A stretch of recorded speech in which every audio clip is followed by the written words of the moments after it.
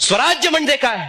शिवरायांचं स्वराज्य म्हणजे जिजाऊ नावाच्या एका आईच्या डोळ्यातल्या स्वप्नाची सत्यकृती म्हणजे छत्रपती शिवाजी महाराजांचं स्वराज्य. लक्षात ठेवा, एका आईच्या डोळ्यातलं स्वप्न सत्यात उतरवलं त्याचा अर्थ स्वराज्य आहे.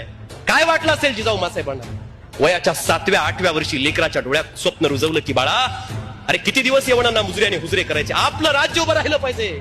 6 जून 1674 ला 32 मणाच्या सोनेरी सिंहासनावर दुर्गम तेज दुर्गराज रायगडावरती सप्तसरितांचं देशातून पाणी आलं. राजांच्या मस्तकावर जलाभिषेक झाला.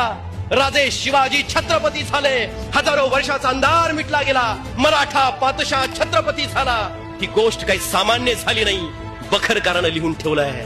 डच, फ्रेंच, पोर्तुगीज, इंग्रज, मुघल सगळे आले. झुकल्या वाकल्या गर्विष्ठमाना प्रत्येक जण येऊन राजांना मुजरा करत होता. स्वप्न सत्यात उतरलं होतं. आईसाहेब जिजाऊ थकल्या होत्या. पाचाडच्या वाड्यात राहायच्या खाली